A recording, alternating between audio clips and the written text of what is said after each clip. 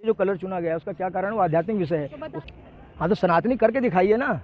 सनातनी कहने से कुछ नहीं होता। सनातन गांधी ने सनातनी बन के दिखाया, इसलिए विश्व ने उनको पूजा। तो सनातनी करके दिखाइए तो दुनिया पूजेगी।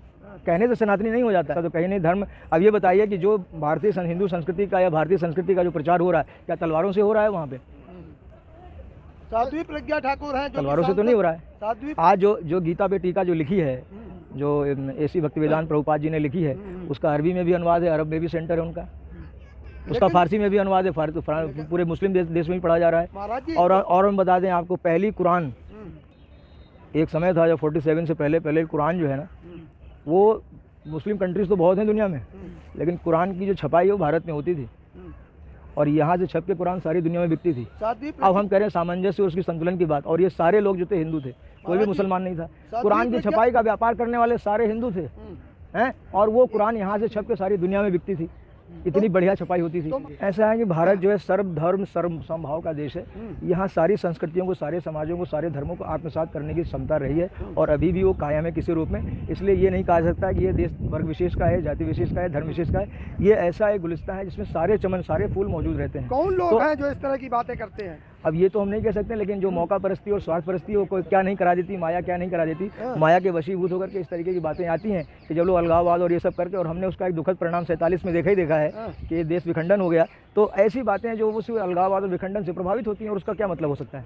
अब ये बिकने का तो मैं नहीं कह सकता हूँ, लेकिन मैं कहता हूँ भगवा एक आध्यात्मिक कलर है जो एक अनुभूति के बाद में ईजाद हुआ, इसकी खोज, इसकी डिस्कवरी हुई है, तब इसको जो है पहनावा दिया गया कि आप तीसरे आश्रम के बाद में, चौथे आश्रम जो संन्यास में जाएंगे, तब आप ये वस्त्र पहनने पड़ेंगे, क्योंकि जो उसके मृत्यु के बाद जो पहला अनुभव है वो इसी कलर का है, जिसको ओम कहा गया है। हीरोइन ने पहन लिया तो अपमान हो गया, उसका अपमान हो गया।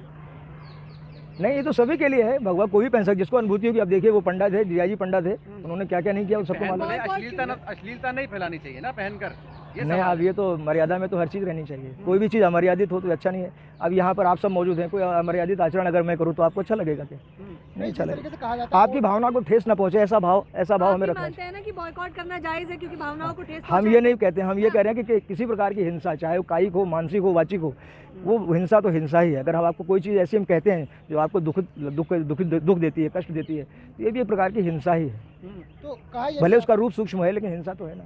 किसी को दुख पहुंचाया, आपने अपनी वाणी से पहुंचा दिया, मन से पहुंचा दिया, कुछ ऐसा हमने कर दिया यहाँ पे, तो वो किसी को बुरा लगेगा। राजनीति हो रही उस पर। हाँ वो तो है, वो तो होगी, क्योंकि वो जो सकाम जो प्रयोजन है वो तो यही है कि भाई हम कहीं ना कहीं से प्रभावित होते हैं, और कुछ ना कुछ हम यूज़ करने के लिए एक्सप्लॉइट करते हैं चीज़ों को, धर्म को एक्सप्लॉइट करते हैं, भाषा को एक्सप्लॉइट करते हैं। इस एक्सप्लॉइटेशन में तो ये सब कुछ हुआ है कि आप डेमोक्रेसी हमारे यहाँ शिथिल होती चलेगी, देख रहे हैं प्रजातंत्र। आप भी संस्था से जुड़े हुए हैं, क्या लगता है आपको जो ऑरेंज कलर है जिसे भगवा कहते हैं, वो हिंदू धर्म की आस्था से जुड़ा है? वो हिंदू धर्म ने, वो एक आप ये समझ लीजिए कि एक कॉस्मिक थ्योरी है, जैसे ओमकार सतनाम है।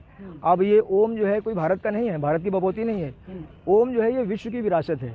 इसी ओम से ओमनीपोटेंट बना है, ओमनी प्रेजेंट बना है, ओमनीसेंट, ये सब ओम के ही जो है ये क्या है, विस्तार हैं। अब ये कहते नहीं ओम भारत का ही, ऐसा नहीं है। लैटिन में जो ओमनी प्रेजेंट, ओमनीसेंट, ये सब ओम के विस्तार हैं।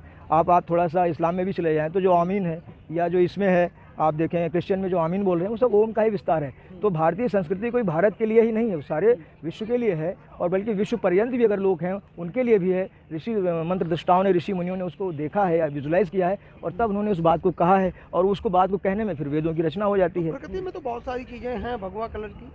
नहीं, भगवा कलर के भौतिक अर्थों से मेरा मतलब नहीं। भगवा कलर एक आध्यात्मिक रंग है, जो आप जब इस शरीर को हम छोड़ करके जाते हैं और हमारी तपस्या उस दृष्टि की उस स्तर की होती है, तो अनुभूतियाँ होती हैं। कुछ हिंदू संगठन ये कह रहे हैं कि जो ऑरेंज कलर है ये हमारा है, हिंदू आस्था से जुड़ा है, तो क्या लग रहा है आपको? नहीं, ये जो आध्यात्मिकता है वो सार्वभौमिक है, समस्त सृष्टि के लिए, समस्त विश्व के लिए, समस्त मानवेतर समाज के लिए भी है। नहीं, अब तो ये तो परिवर्तन है, समय समय की बात, किसी की भोर किसी की संध्या, समय किसी को मरण किसी को जीवन बनकर आया।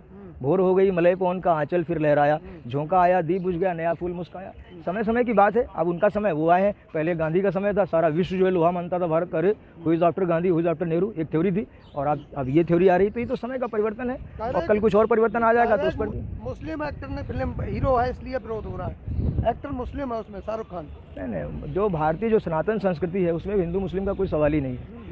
सनातन जो संस्कृति है, सनातन जो धर्म है वो सभी के लिए है और समस्त विश्व को आत्मसात करने की क्षमता है। हरे कृष्णा का जो इस्कॉन मूवमेंट है वो उसका डायरेक्ट उदाहरण है। दुनिया में कोई देश ऐसा नहीं है जिसने इस्कॉन को स्वीकार नहीं किया। तो ये भारतीय संस्कृति का जीता जाता उदाहरण है जो अब वृंदावन से निकला और सारे विश्व में फैल गया। तो अगर लोगों ने कुछ देखा नहीं तो ऐसे ही फैल गया क्या? अयोध्या के परमहंस जी हैं, वो बहुत कुछ बोल रही हैं। वो देखिए, जो हम माइक प्रपंच में जाएंगे, सांसारिक प्रपंच में जाएंगे तो हम समाधान नहीं ढूंढ पाएंगे। समाधान सिर्फ हमको आध्यात्म में ढूंढना पड़ेगा। जो अल्टीमेट गांधी का मैसेज ये रहा मूवमेंट का कि हम ये सारे आंदोलन को अगर आध्यात्मिकता से जोड़ते हैं तो हमारी शक्ति बढ़ती है। और सांसारिकता की दृष्टि से देखेंगे तो उसमें विवाद ही विवाद है, प्रपंच ही प्रपंच है, संघर्ष ही संघर्ष है, हिंसा ही हिंसा और कुछ नहीं मिलेगा। वो तो परमहंस है, उनको आप कह रहे हैं कि सांसारिक मोह माया नहीं, लेकिन परमहंस होकर एक फिल्मों के बायकॉट की चर्चा कर रहे हैं। नहीं, वो तो है। जब हम सांसारिक दृष्टि से देखेंगे तो विरोधी विरोध होगा, क्योंकि हम आध्यात्मिकता से हम परिचित नहीं, हम जानते नहीं भगवा कलर क्या है, भगवा कलर क्यों पहना जाता है, उसकी क्या अनुभूति है। वो उस स्टेट पे हमारी कॉन्शियसनेस नहीं है, हमारी स्पिरिट नहीं है, तो हम कैसे समझ सकते हैं।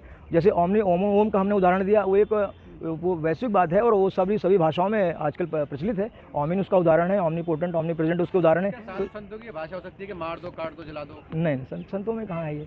जब हम आध्यात्मिक पराकाष्ठा को पहुँच जाएंगे तब ये कैसे रहेगा, आप बताइए। जो आपके अंदर है वही मेरे अंदर है और जो मेरे अंदर है वही प्रकृति में है। तो हम तो सामंजस्य और संतुलन की बात करते हैं, इसलिए हम सनातन की बात करते हैं।